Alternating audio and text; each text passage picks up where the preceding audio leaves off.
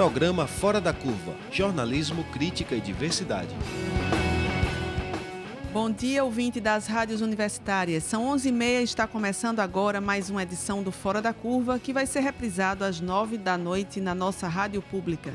Eu sou Paula Reis, jornalista e professora de comunicação da UFPE. Nosso programa também é transmitido ao vivo pela nossa página no Facebook e pela página 99 Universitária. Você pode participar enviando perguntas e comentários pelas redes sociais e pode compartilhar a transmissão ao vivo ou o vídeo do programa após a transmissão. O não comparecimento às urnas no dia das eleições, a falta de participação em grupos para discutir problemas públicos, a pouca identificação com os eleitos, o fato de não serem ouvidos, a corrupção e a falta de acesso aos direitos sociais, entre outros motivos, diminuem a esperança do cidadão na política. Pesquisa encomendada pela Confederação Nacional da Indústria, CNI, ao IBOP, mostra que 44% dos eleitores estão pessimistas em relação às eleições deste ano. Por isso, o programa de hoje pergunta: quem perde com o desinteresse pela política? Você, ouvinte que está nos acompanhando, diga como é sua relação com a política pelas nossas redes sociais. Você é daqueles que gosta de discutir política ou não? Acha que é importante discutir política? Diga também de onde você ouve o programa, de qual cidade ou bairro, que vamos divulgando por aqui. Para discutir sobre quem perde com desinteresse pela política, estamos com a professora do Programa de Pós-Graduação em Desenvolvimento Urbano da UFPE e integrante do Laboratório Espaço e Política, Cristina Araújo. Bom dia, Cristina. Bom dia, Paula, ouvintes, pessoal do Facebook. E também estamos com o professor de Sociologia da UFPE, Siddhartha Soria. Bom dia, Siddhartha. Bom dia. Para começar a conversa sobre o tema, vamos falar ao vivo, por telefone, direto de Salvador, com o jornalista Laércio Portela, da Marco Zero Conteúdo, que está fazendo a cobertura do Fórum Social Mundial. Laércio, o que você destaca para hoje? Quais são os principais assuntos discutidos aí no Fórum Social Mundial? Bom dia. Oi, Paula, ouvintes do programa Fora da Curva, internautas. Hoje é um dia de debates intensos aqui. Está sendo esperado, por exemplo, a debates intensos políticos, né? O tema hoje muito importante é a democracia. Está sendo discutido. Agora de manhã eu estava acompanhando um debate sobre a democracia que queremos, do ponto de vista da perspectiva da educação popular, com o Frei Beto, que eu quero conversar com vocês um pouquinho mais sobre isso daqui a pouco. Também tem na expectativa de hoje e amanhã a presença aqui dos ex-presidentes Dilma e Lula para discutir o quadro da conjuntura política atual. E essa questão aí do desinteresse pela política está transversal aqui, todos os debates estão sendo feitos aqui, né? Na verdade, assim, de certa forma, os movimentos sociais discutindo o sentido aí dessa desmobilização que está acontecendo. Sim. E aí, Paula, eu participei agora dessa mesa aqui, debate com o Beto, de conversar com ele, e ele foi muito crítico, né, em relação aos governos do PT.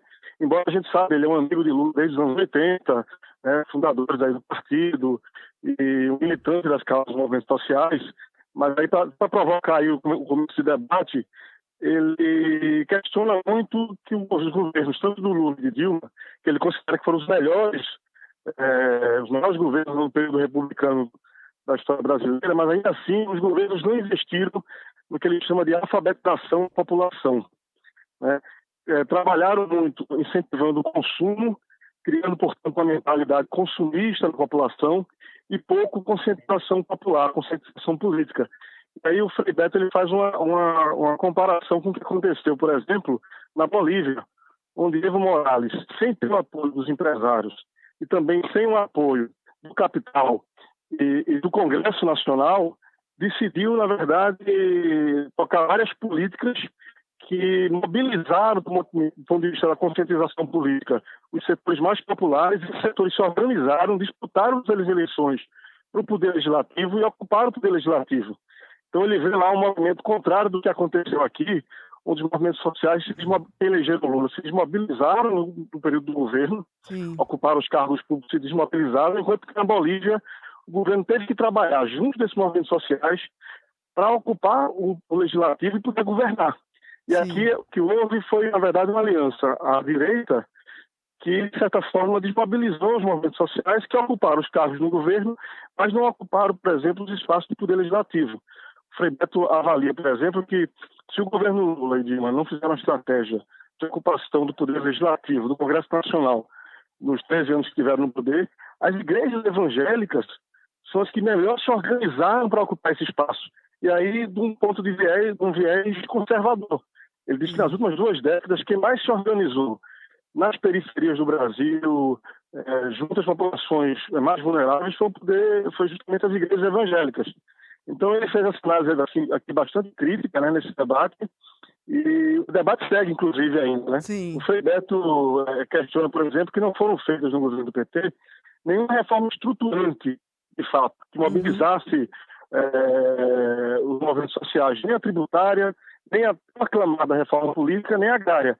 Ele acredita que o fato de não haver essa mobilização, conscientização, alfabetização do povo, que ele aí cita o Paulo Freire como uma grande referência do que poderia ser um modelo de alfabetização política da população, de troca, né?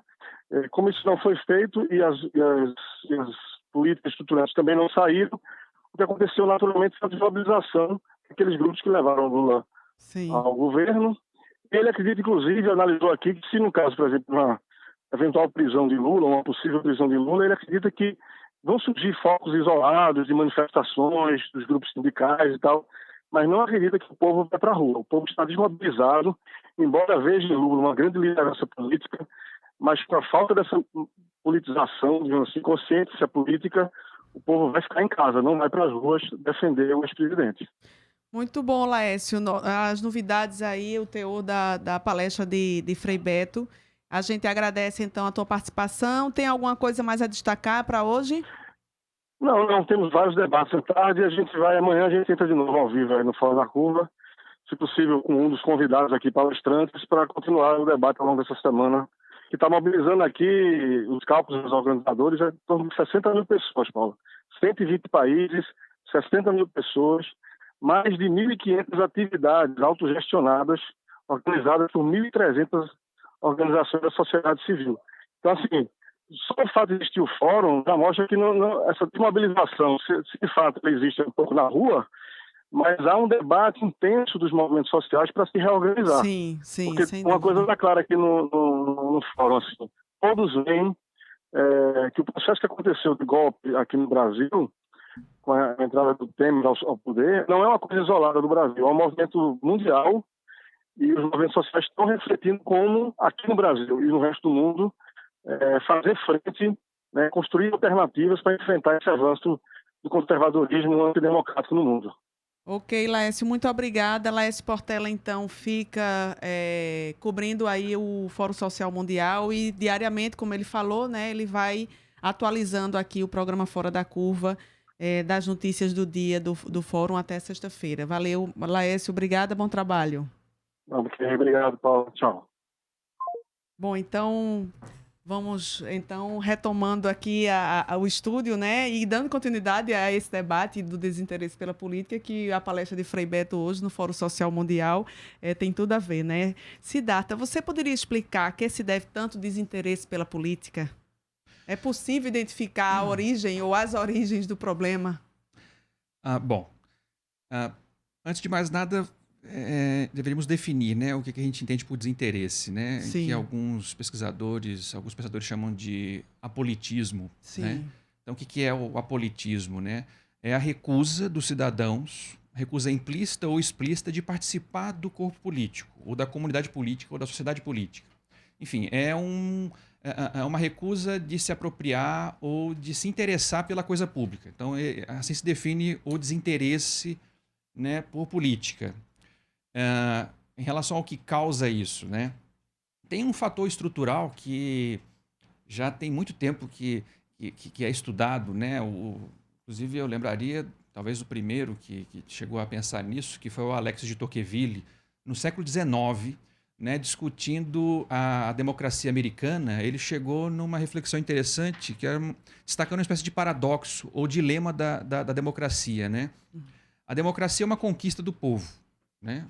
Então, a democracia como governo do povo é uma conquista do povo, né? Sempre contra qualquer outro tipo de tentativa de regime tirânico ou Sim. ditatorial. Agora, uma vez que ela é conquistada, as pessoas tendem a se desinteressar por ela, porque a democracia permite um livre desenvolvimento das pessoas, né? Em princípio, em tese, né? Então as pessoas se desenvolvem, elas podem se ocupar das suas próprias vidas, né? Não, agora eu vou trabalhar, eu vou contrair, né? Eu vou fazer família, eu vou me ocupar de assuntos particulares. Então, quando ele se ocupa de assuntos particulares, isso tende a gerar um desinteresse pelos assuntos públicos. Então, a democracia é uma espécie de vítima do seu próprio sucesso, por assim dizer, né? É por isso, inclusive, que esse fenômeno do desinteresse, ele é meio disseminado, né? Inclusive em democracias mais antigas, mais consolidadas do mundo, você observa um decréscimo, por exemplo, no interesse das pessoas ou dos cidadãos pela política. Ainda que a questão de você avaliar ou medir, né, esse desinteresse, né, seja também delicada, né? A gente tem que um pouco de cautela na hora de dizer claro. Qual é o critério pelo qual você está dizendo que a pessoa se desinteressa pela política. Sim. Mas, em princípio, seria isso. Certo. Cristina, como é que você vê isso? Então, Siddhartha, aí quando a gente fala isso, eu não sei se daria para escapar da questão da gente entender como é que essa democracia funciona num sistema de produção que é o capitalista, né? Então, democracia, ela está estritamente ligada com a questão geopolítica, né? Então, assim, quando eu tenho... eu entendo sempre que é como se fosse aquele brinquedo, jogos de guerra, né? Que eu tenho países que vão ganhar e países que vão perder. Quanto mais eu consigo submeter um país e eu coloco as hierarquias morais desse capitalismo para poder ter o meu mando de jogo, eu acabo usando instrumentos de alienação para que as pessoas percam esse interesse pela democracia e pela política de fato. Porque eu, por exemplo, quando eu estudava, assim, na infância, eu sempre tive a fala como uma fala comum, um senso comum, de que política é chato. Né? Sim, então todo mundo fala, política é chato, não vamos discutir política muito porque difundido. isso é chato, né? Isso, ninguém ganha com isso. E na verdade, no meu entendimento, uma forma de falar assim, olha... Não vamos falar sobre política, cuide disso, não cuida, porque isso quem vai cuidar sou eu, né? Que entendo melhor e que mando nesse país, né? Então, eu não sei se tem a ver também com essa questão de você alienar as pessoas da política, né? Para que as camadas que são dirigentes, essa elite econômica e financeira do país, possa dar mando de jogo. Bom, foi bom você ter mencionado essa questão, né? Ou essa dimensão da questão, né? Por um lado, a democracia moderna ela existe sobre um regime econômico capitalista. Então, e o capitalismo, por sua vez, é um sistema econômico que estimula, né? Que faz apologia do individualismo, né? Do individualismo, da competitividade, da competição. Então, isso é um fator a mais e eu diria que é um fator estrutural, né? Uma vez que todo mundo está numa sociedade capitalista, né? De ter que correr atrás do bicho, né? Então eu tenho que ganhar dinheiro, tenho que, né, trabalhar, né, enfim, 10 horas por dia ou 15 horas por dia e eu tenho que cuidar de família e tal. E meio que as pessoas são massacradas por esse cotidiano econômico, fundamentalmente, né? De você ter que ganhar a vida. Num regime cada vez mais de aceleração do tempo, que você tem menos tempo para fazer as coisas, né? E é cada vez mais sobrecarregado. E aí, então, sistemicamente você tem isso. Essa questão se soma a isso, que é a questão do interesse das elites nacionais, aí já num contexto de Brasil. Né, num contexto já de relações de poder, né, no âmbito internacional. Você tem países, elites... interesses econômicos, e aí para esses grupos é conveniente também, né, a falta de participação, a falta de interesse, né, na política. Inclusive o ouvinte Adriano Nascimento, ele está fazendo aqui um comentário a respeito disso, né? O cidadão é quem mais perde, os políticos e empresários são os que mais lucram. Quanto mais o povo é alienado, melhor uma grande massa de manobra, uma grande massa de manobra com o grande apoio da mídia que existe aqui no Brasil. Como ele chama mesmo? É Adriano Nascimento. Então, Adriano, eu acho que é exatamente isso, né? Se a gente for trabalhar, por exemplo, as questões das democracias consolidadas em países onde a gente tem essa divisão do trabalho muito mais acertada, vamos pegar lá bloco europeu ou Estados Unidos mesmo, né? Você pode ter, assim, uma população que seja apolítica, se for o caso, mas você tem um Estado, né, falando mais sobre Europa, que ele é muito mais presente no sentido de te dar essas garantias básicas. E quando essas garantias básicas não acontecem, vamos pegar o caso da França, né? Quando houve toda aquela... o pessoal vai para a rua, né? Quando quiseram fazer uma reforma trabalhista lá, então tá todo mundo na sua, desde que não se mexa nesse status quo, né? Então, por isso que eu acho que tem uma importância aí do que é o papel do Brasil nessa questão de divisão mundo, né? E o Brasil logrou subir nessa divisão, né? Nós éramos a quinta economia do mundo e isso causa estranheza nessa lógica geopolítica do mundo, porque agora eu vou ter que dividir esse bolo maior desse capitalismo, né? Desse dinheiro que circula entre outros países e também distribuir essa renda, né? Na hora que eu distribuo essa renda, significa que vai sobrar menos para a mão de quem está no topo dessa pirâmide. Sim. Né? Em relação à questão da descrença, assim, né? A gente vive uma crise de representação política muito grande, falando especificamente da realidade brasileira, né? Como é que vocês analisam isso em relação a esse desinteresse da política? Bom, o desânimo ele pode ter várias explicações, né? Mas talvez uma que seja bastante razoável seja o fato de que as pessoas em geral, ou grande parte delas, têm uma percepção de que o sistema político institucional está distante, está imune, ele é surdo à sua voz, né? Às demandas das pessoas, aos interesses, às posturas.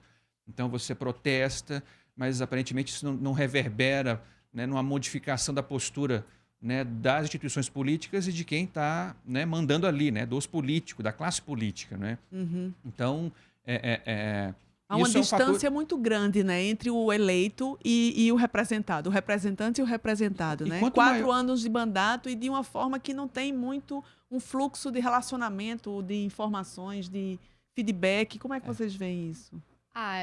Eu vou ser bem irônica, mas assim, respondendo exatamente a sua questão, né, de como é que se vê isso, desliga a TV Globo, ponto. Acho que se você desligar a TV Globo, você vai deixar de ter essa visão pessimista, né? Se a gente voltar, para os dados de 2013, tá? Eu tô com alguns dados aqui entre 2011 e 2014 que foram publicados pelo André Singer, né? A gente tinha uma taxa de desocupação de 4,5%. Assim, as pessoas escolhiam o emprego. Ela falou, não, ali está pagando mais, eu vou para lá, vou sair daqui. A gente tinha toda uma agenda de reforma tributária que estava para ser pautada, né? Que significava você taxar grandes fortunas, mudar toda a alíquota de imposto de renda para quem ganhar mais, né? E aí eu não estou falando 10 mil, eu estou falando 30 mil, 40 mil, né? Para que essas pessoas pudessem pagar uma porcentagem a mais. Tinha o Plano Nacional de Educação, que era fantástico, né? Que ele previa que até 2025 a gente ia ter uma inclusão muito grande, né? E erradicação do analfabetismo como um todo. Então, tudo isso era um Brasil que me agradava demais, né? Então, assim, eu não via nenhum problema político nisso, tá? Só que, a partir do momento que houve o golpe, né? Que você pegou o movimento Passe Livre, que era extremamente lícito, você ir lá para as ruas para lutar pelos 20 centavos e distorcer isso para o tema de corrupção, e aí você muda o público-alvo que estava na rua pelos 20 centavos, não tá indo, não foi o público que foi para a rua com o pato da Fiesp, porque o pato da Fiesp era justamente porque a Fiesp era contra essa reforma tributária que estava para sair, né? Então você muda toda uma agenda política e pegou as pessoas de surpresa, né? E aí o que acontece? A grande mídia noticia isso de uma forma, ela foi experimentando e noticiando isso de uma forma extremamente pessimista, taxa de juros sobe e aí a gente muda toda uma lógica de país progressista que estava se desenhando. É para trazer informações e entrevistas com a visão crítica sobre o que está acontecendo no Brasil, que o Fora da Curva está no ar de segunda a sexta aqui na nossa rádio pública, a Rádio Universitária. Programa Fora da Curva. Informação a serviço da maioria. Hoje o Fora da Curva discute a questão do desinteresse pela política com a professora do Programa de Pós-Graduação e Desenvolvimento Urbano da UFPE e integrante do Laboratório Espaço e Política, Cristina Araújo, e com o professor de Sociologia da UFPE, Siddhartha Soria. Siddhartha, como é que você vê, então, essa questão que a Cristina estava falando, né? Essa distorção, né? Como a Cristina está explicando, né? Essa distorção e essa participação política, então, é dificultada de alguma forma por outra, vamos dizer, uma outra bandeira que vai se construindo aí nesse processo, né? Bom, é uma questão complexa, né? E pode ser observada por diversos ângulos. Um deles, inclusive, poderia sugerir que há interesse político. Enfim, pode não ser um interesse político ou por uma linha política ideológica que agrade a mim ou a você, mas, enfim, você teve um momento de crise, aliás, um momento de desaceleração econômica, o início de desaceleração econômica Sim. no governo Dilma, né, em que teve fatores externos que condicionaram isso, mas também decisões do governo que condicionaram. Enfim, podemos discutir isso numa outra ocasião.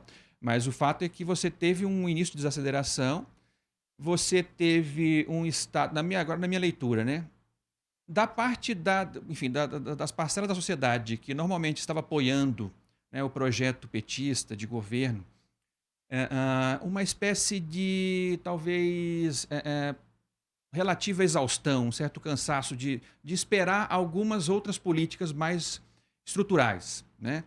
Então, nesse momento, você tem um caso fortuito, que foi o protesto lá em São Paulo, né, do movimento do Passe Livre, e que acabou sendo aproveitado, né, para dar vazão a uma insatisfação que estava aumentando no seio das classes médias tradicionais, né, que então vão para a rua. Uhum. Então, inclusive, até onde eu sei, é um movimento que acho que só teve um paralelo em 64, né, com a Marcha de Deus lá, que a classe média foi também para a rua, mas com uma perspectiva política conservadora, né, que aconteceu em 2013 também. O que começou com uma pauta já localizada e progressista acabou enveredando para uma pauta conservadora, né, e aí todo mundo que tinha ressentimento com o PT, com o Lula, com o Dilma e com o projeto que eles representavam, aproveitou a onda e inclusive a mídia, dando uma cobertura, né, que em princípio foi desfavorável, mas assim que eles perceberam que a coisa mudou de sinal, passaram a apoiar, né? Então, eu acho uma questão complexa, né? Porque você tem interesse político, Sim. Você tem desilusão, você tem cansaço e você tem o jogo. Sim. Na democracia, não nos esqueçamos disso, né? Como a gente é livre para fazer política e também quem pensa diferente da gente é livre para fazer. Os caras vão exercer a liberdade. E aí a conjuntura vai ser desfavorável a um grupo, a um setor, né, ao setor, né, que se alinha mais às propostas de esquerda, né, mas enfim, conjunturas mudam também, né? Tem uma pergunta aqui da ouvinte Michele Santos, que ela pergunta o seguinte: vocês não acham que se coloca muito peso no voto como participação cidadã e pouco peso a outras vias de participação política? Penso o quanto acabamos pressionando apenas a votar direito, certo? Para não sofrer com os maus candidatos depois, como se não houvesse outra saída. Isso tem a ver com aquela pergunta que eu ia fazer, quer dizer, que eu queria fazer também, juntando, né? Quer dizer, quando a gente fala de participação política, a gente não fala só do voto, né, das eleições. Então, como é que vocês explicam isso? Eu vou repetir uma vez que uma aluna em sala me fez exatamente essa pergunta, e aí o que eu disse para ela é que, assim, participação política, ela é incansável, né? Assim, e dá muito trabalho, por isso que as pessoas deixam para lá, né? Porque você tem que primeiro participar no seu bairro, né? Assim, você tem lá organizações no seu bairro que você pode fazer com as pessoas, no seu prédio, se você mora em prédio, né? Então, que é o tempo todo você tentando, dentro de um grupo, entender o que pode ser melhor para aquele prédio, para aquele bairro, para a sua cidade. Câmara de Vereadores está aqui do lado, né? Então, você tem que ir lá, tá? Não foi o meu vereador que ganhou. Beleza, mas quem representa a minha cidade, certo? São este grupo, então eu vou lá bater na porta e vou falar o que eu quero. Porque, a princípio, esse vereador, ele representa o meu interesse, né? O meu interesse como população. E ele é que vai trabalhar as leis para que façam a gestão dessa cidade. A gente acaba jogando sempre muito na conta da União, né, de Brasília, mas assim, a nossa política ela é aqui, ó, né, no chão mesmo. É a gente indo todo dia ali nos vereadores e cobrando essa participação. Sim, tem também a questão do, assim, não só essa política institucional, vamos dizer, acompanhando o âmbito institucional, mas tem a participação nos diferentes grupos, nos diferentes movimentos sociais, né, Siddhartha, assim, qual é essa amplitude de participação política que a gente pode falar? Bom, relacionando isso com a questão, né, que foi feita, né, do peso excessivo que estaríamos dando ao voto, eu concordo. Né, eu concordo com isso. Inclusive, isso dá mote para a gente discutir a questão da participação política e da avaliação disso. Como é que você mede o interesse ou o desinteresse? Porque, em princípio, num país em que a participação eleitoral não é muito elevada, isso não necessariamente quer dizer que haja desinteresse, né? Porque as pessoas podem estar exercitando outras formas de fazer política. Então, política de bairro, política até no seu condomínio, você se organiza, você consegue na sua rua, e aí vai subindo, né? Porque também eu não vou dizer aqui que a gente vai resolver problemas gerais com soluções, locais, né, com intervenção pontuais, né? Não podemos negligenciar, né, a grande política, sim, né? A política institucional, das políticas públicas. Que tem uma abrangência geral, sim, né? Mas que, por exemplo, em países anglo-saxões, né, tipo Inglaterra, Estados Unidos, em que o voto não é obrigatório, você tem outras formas de participação que a gente poderia aproveitar, a gente poderia aprender com isso, né? A gente poderia exercitar isso de modo tal a enriquecer um pouco mais o nosso leque de opções, né, de intervenção política na democracia, enfim, nos negócios, nas questões públicas, né? Então, o fato de você botar toda a sua expectativa no voto, não deixa de ser uma faca de dois gumes, né? Você tem o direito de fazer isso, você vai lá livremente, escolhe, em princípio, mas, por outro lado, a democracia representativa, que é disso que a gente está falando, ela tem problemas, né? A pessoa pode pensar, não, eu voto para me livrar da responsabilidade, agora é com ele. Mas só que, tá vendo, essa não é uma postura cívica, né? Não é uma postura cidadã, né, republicana. Você tem que estar próximo disso. Então, seria bastante útil que no nosso regime houvesse outros mecanismos de participação direta. Inclusive, né, do protagonismo, dos movimentos e tal. Essa é uma via bastante rica em potencial, porque já é um exercício. Você se organiza, você mobiliza, você vai, pressiona. Então, você não precisa esperar de tantos e tantos anos para escolher alguém e fazer valer o seu interesse. Você pode fazer o seu interesse valer cotidianamente. Sim. Né? E entrando na pergunta mesmo do programa, quem perde com o desinteresse pela política? Quais as perdas, quem perde? Todo mundo, né? Acho que, sobretudo, as classes populares, né? A própria classe média, né? Porque exatamente o que o Siddhartha estava falando, né? Na hora que a gente, por exemplo, São Paulo resolveu fazer um voto de protesto, né? A maioria votou em branco, quem ganhou foi o Dória, né? Assim, quem mora em São Paulo está vendo o que o Dória está fazendo lá, né? Então, desde ração humana, né? Que ele acabou fazendo, assim, ele acaba com todos os programas sociais que existiam no centro, tem uma perseguição enorme a várias camadas mais frágeis e privatizando tudo. Inclusive o Parque Ibirapuera, que é um parque cartão postal de São Paulo, está nessa linha de privatização. Né? Então, assim, é um voto de protesto, votar em branco, né? Porque né, achou que ninguém serve e tal. Ganhou o segundo lugar do voto em branco, né? Que foi o Dória. E aí, assim, São Paulo agora vai ter que ficar 4 anos com esse prefeito. Né? Então, assim, quem perde somos todos nós. Acho que, assim, se é uma democracia representativa, se tem o voto, a gente tem que votar e tem que votar assim, porque é impossível que não exista nenhum candidato com uma plataforma, com plano de governo que não diga nada que me faça coro, né? Assim, eu vou ter lá planos à direita, à esquerda, mais progressista, mais conservador, né? Então é importante que a gente olhe esses planos e veja se eles são factíveis ou não, e a partir daí vigiar, e não simplesmente, eu votei, agora fica com eles. Tem um ouvinte aqui, Marcelo Aprígio, que ele faz um comentário: é assustador quando, mais do que não se interessar por política, as pessoas começam a criminalizá-la. Isso é reflexo das pautas cotidianas da grande mídia, que incita a aversão aos partidos e à política. Como é que vocês veem a participação da grande mídia nessa cobertura da política? Bom, um pouquinho antes, só dando a minha resposta também à pergunta anterior. Sim, claro. Perde com o desinteresse. Enfim, é uma resposta meio circular, mas perde todo mundo, com exceção de quem continua interessado, porque sempre há alguém que está interessado, né? Então, o regime democrático, ele potencialmente é o melhor justamente porque ele permite que todo mundo se interesse, né? E possa se organizar politicamente, possa votar e possa ser votado.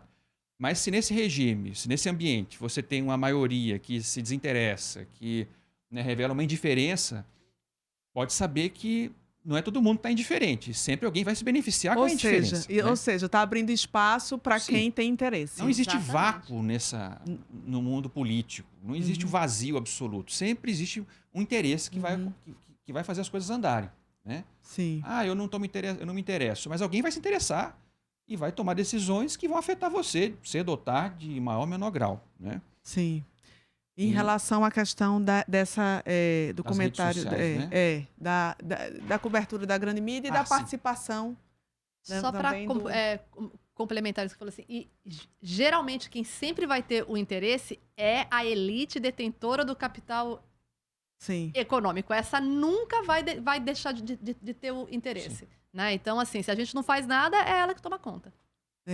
Em relação à grande mídia, como é que vocês veem essa cobertura? A grande mídia, né, numa sociedade capitalista, né, operando por critérios econômicos, né, e também elitistas e elitizados, né, ela representa um interesse, né? Apesar dela gostar de se apresentar como veiculadora de uma opinião isenta sobre as coisas, né, uma opinião puramente jornalística sobre os fatos, sempre há um interesse por trás ali, né? Então você vai mapeando esse interesse a partir da condição ou da origem da condição social ou socioeconômica, né, de quem são os donos da mídia. Então, especialmente num país como o nosso, em que a mídia é muito concentrada, né, em pequenos grupos, que são pequenos grandes grupos, né, isso certamente gera um fator de distorção, né, absurdo na dinâmica política, porque eles são, né, como alguém disse, né, são uma espécie de quarto poder, né? Além dos três poderes, tem um quarto poder que é o da grande imprensa, né? Eles podem desestabilizar governos, eles podem promover quem eles querem, eles podem assassinar reputações ou massacrar, enfim. E se arrepiam sempre que alguém fala em regulação da mídia, né? Que é uma concessão pública, né? Um serviço público, né? Então, não, mas isso é censura. Não é censura, né? Enfim, eu acho que tem esse componente de distorção que é evidente.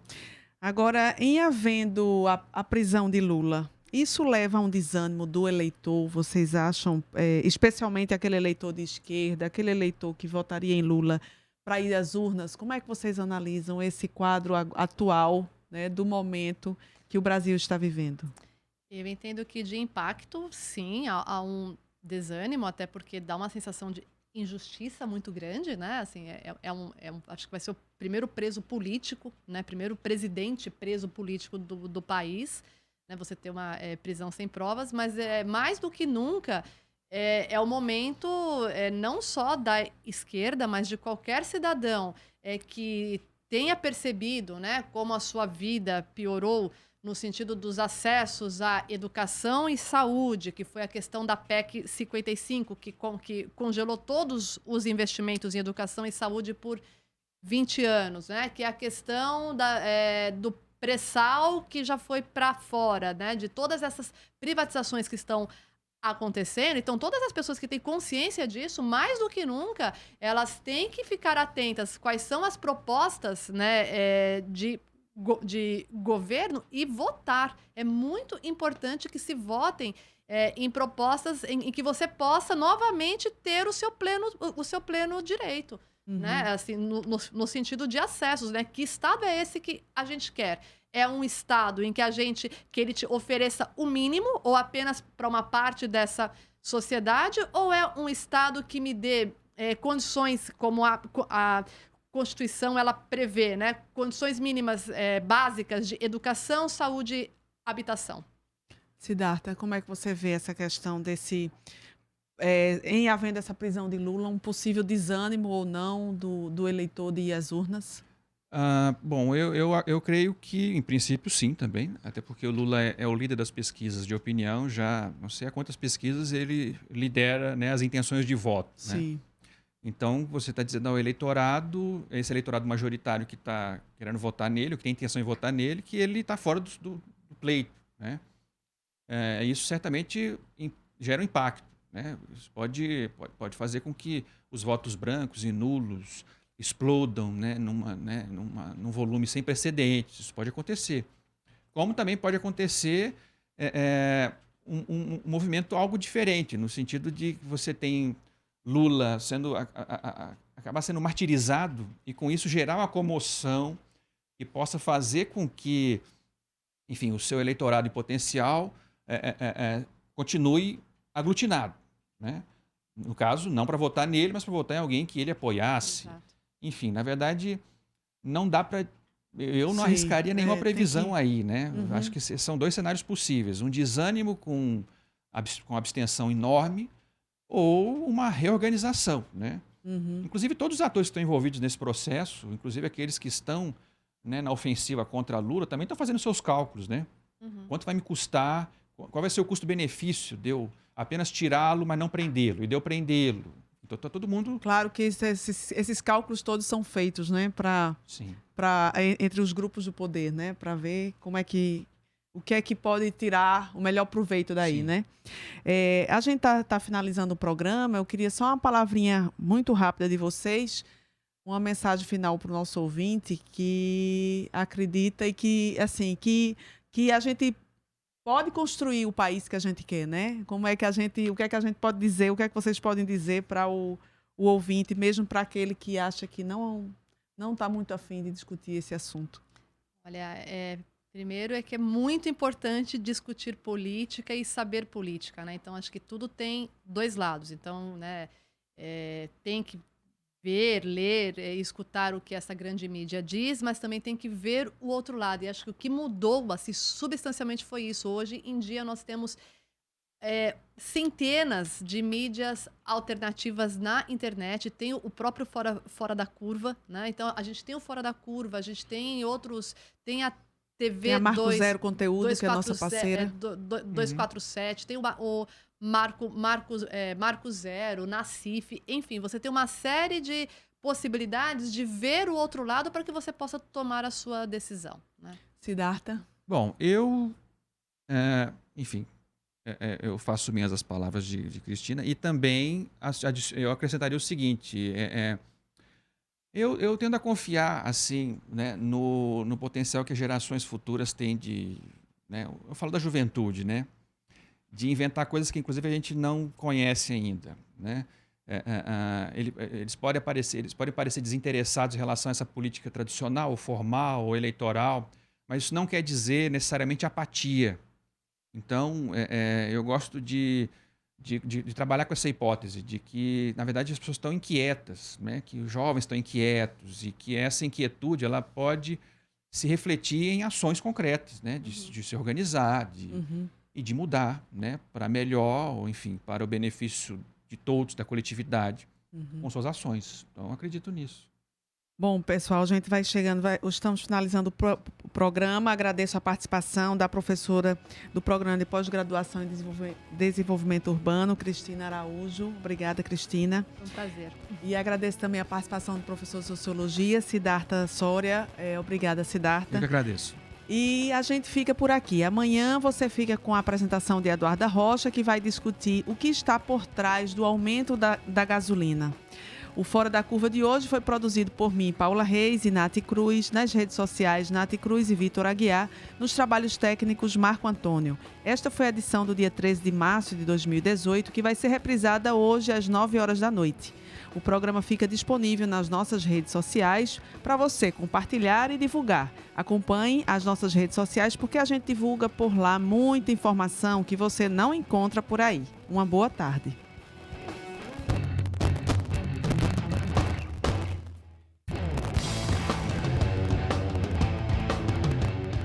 O programa Fora da Curva é uma realização do Departamento de Comunicação Social com o apoio do Departamento de Sociologia, do Núcleo de Design e Comunicação do Centro Acadêmico do Agreste e do Núcleo de Rádio e TV Universitária. Parceria com o Marco Zero Conteúdo, Centro de Cultura Luiz Freire, Centro das Mulheres do Cabo, Centro Sabiá e Terral Coletivo de Comunicação. Esse programa fica disponível nas nossas redes sociais, na nossa página do Facebook, no canal do YouTube e no Mixcloud. A música tema do nosso programa foi composta pela banda Diablo Motor. Programa Fora da Curva. A gente fala o que a maioria cala.